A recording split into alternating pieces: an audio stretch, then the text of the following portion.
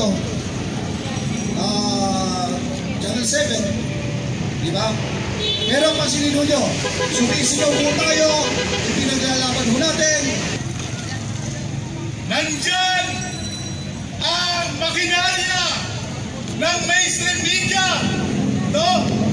Para hilutin ang laman ng ating utak.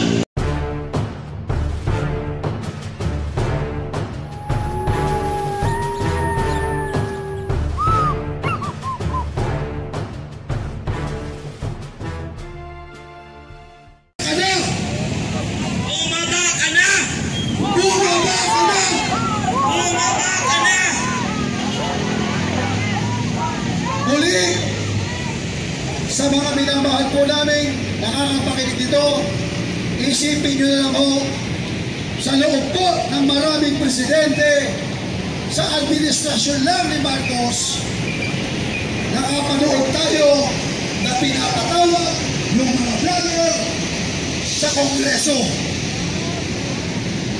Kinakasuhan. Di ba? Tanging dito lang ho, mga kabayan, sa administrasyong Marcos na yan. Bakit hindi nangyari noon yan? Actually, nangyari nga noon yan eh. Noong panahon po, nung tatay. Way back. Bata pa ako noong 70s, 80s. Lahat siya kontrolado ang mainstream media. Di ba? Ngayon, kontrolado pa rin ang mainstream media. Ewan ko lang kung ilalabas yung kanina. May nakita ako mainstream media kanina dito. Channel 7. Di ba? Pero pansinin nyo, sumisigaw po tayo, ipinaglalaban ho natin ang anti-corruption. May nakita ba kayong mga mainstream media? Bakit? Natatakot sila, napapersilapit sila. Tama mali? O ngayon, panawagan po natin sa mga vlogger, ano ho, papuntahin nyo po dito yung makakapunta, dumalo po kayo sa pagtitipong ito sa isang papayapang pagtitipong. Uulitin ko, walang manggugulo rito. Muli, maraming salamat po. At pag-ingat po tayong lahat. Mabuhay po tayo lahat. Okay, maraming salamat po, kapatid na Dan Chan. Ngayon, ang susunod nating speaker ay walang iba kung hindi si Kuya Rene, paugaling ng Defenders of Nature. Pakinggan po natin. Wala ba tayong mga kamay dyan? Hello. Magandang hapon po sa ating lahat. Una, papasalamat ako sa pagpapaulak sa akin ng mga lahat ng aking nalalaman. Binabati ko kayo sapagkat nasa sa inyong damdamin ang tunay na may manasangin sa bayan. Sa pagkakataon ito ay tinatawagan ko ng pansin ng buong Pilipinas, no? Sapagkat meron pong pagkakataon na dumarating na yun talaga ang panahon. Dumating na po ang panahon na nagkapulgara na, no? Nagkapulgara na ang lahat ng iskandalo, no? Subalit, nandyan ang makinarya ng mainstream media, no? Para hilutin ang laman ng ating utak na hindi tayo makapag-desisyon kung ano ang dapat sa bayan. No? Ang kalagayan ng Pilipinas ay sindikado. No? Ano ba itong si Bongbong Marcos na ito? Ano ba ang gagawin natin dito? Parehasin na lang natin ang laban. Ako po ay dating OFW si Man. Bago kami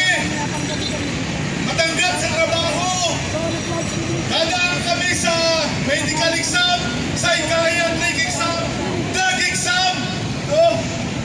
Tapos, meron kami tatlong panahon na for observation. 3 buwan o 1 buwan. Ganun din po ang lahat ng mga empleyado. No? Meron po yan 3 panahon na ikaw ay tinanggap sa trabaho. Ikaw ay under observation.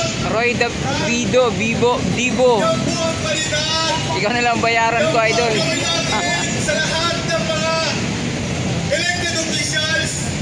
Kay Bongbong Marcos, lumabang ka ng parehas. At 3 taon. 3 taon ka dyan na under observation. Lumabas na ang iskandalo. No? Na ikaw ay incompetent. Incompetent. No? Inulugbog ang ating bayan.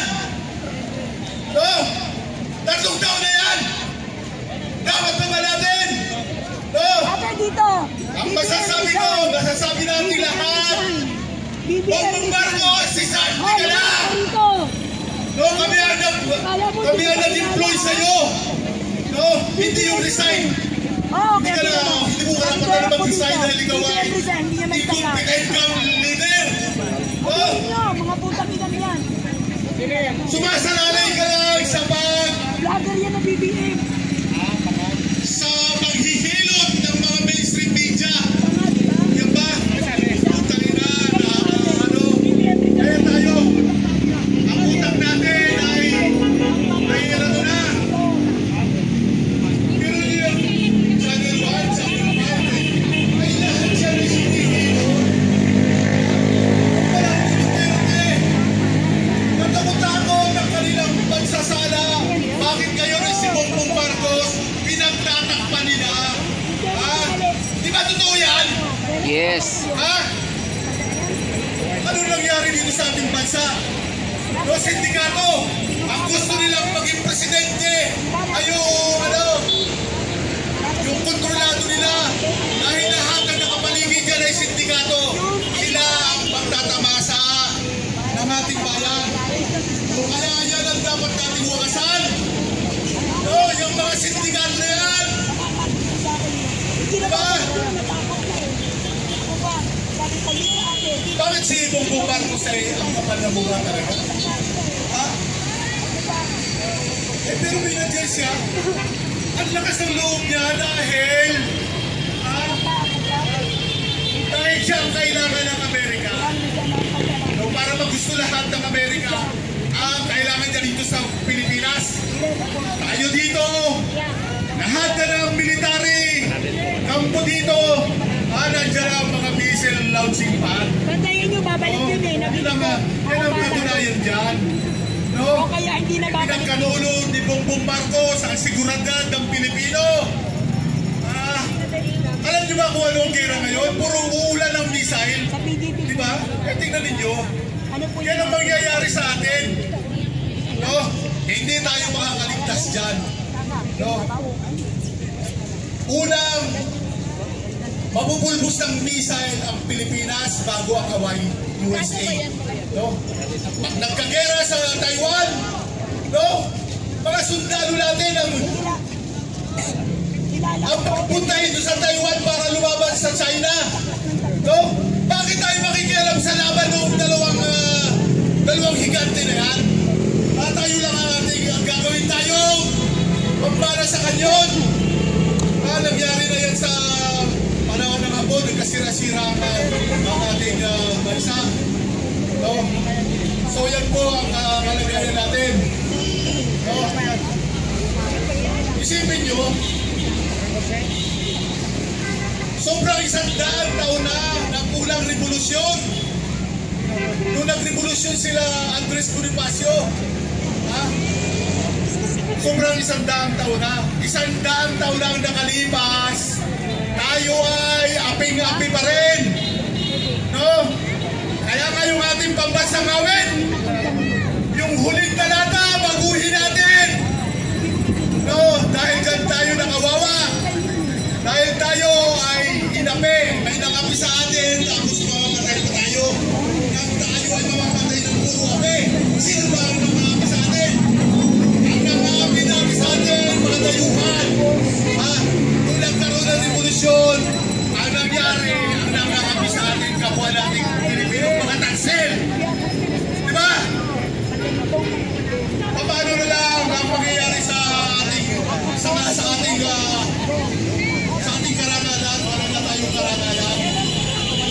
noong 1986, no? Nag-revolusyon, hindi pa uso ang domestic helper. Diba? Hindi pa uso ang domestic helper noon. Ang mga nag-a-abroad noon, mga kontraktor sa Saudi. Before 1986, nung umupo ang Aquino administrasyon, nabugrok lahat ng ating mga kayamanan, lahat ng mga government-owned companies ay binenta, pinaghati-hatian ng mga crony lahat nila. So walang nangyari. Walang nangyari. Hanggang sa makarating kay Noynoy Aquino. Pero mo, ang talabak na ang ating bansa, ang hirap patinuin. Subalit, nandyan ang kakayanan mahal natin Rodrigo Duterte na patinuin niya ang bansa sa 6 na taon. Subalit, ano ang nangyari? Nagutom ang mga sindikato. No? Kaya ayaw nila sa Pangulong Duterte, ayaw nila ng Duterte brand of politics. No? Kaya ayaw nila ang Duterte brand of politics dahil gutom ang mga sindikato. Paminta lang. Salamat. So yan po. So yan ang masasabi ko. Bongbong Marcos, you're fired! No? Mabuti, mabait pa nga kayo dahil pinagre-resign nyo. Pero kung tutuusin, dapat talsingin na si Pai na yan. No? Diba? Ay, sino ang gagawa niyan? Tayo, bayan. Diba? Sino ang gagawa niyan? Ay lahat naman tayo, Pilipino. Kasi pasundalo, pulis, lahat tayo Pilipino. No? Isa lang alam natin ang ating kinabukasan. No? Lahat naman tayo nabubuhay. Hindi tayo pansarili lamang. Ipinapakanan natin ang ating mga anak. No? So yun ang panawagan ko sa lahat ng mga namamaling landas. Dito kayo, sumama! Sapagkat ito, napaniwala ako na itong Duterte brand of politics, ito ang magpapatuwid sa ating bansa. Marami pong salamat. Yun. Okay, maraming salamat po kapatid na Rene. Okay, medyo maganda na ulit ang panahon. Kaya sa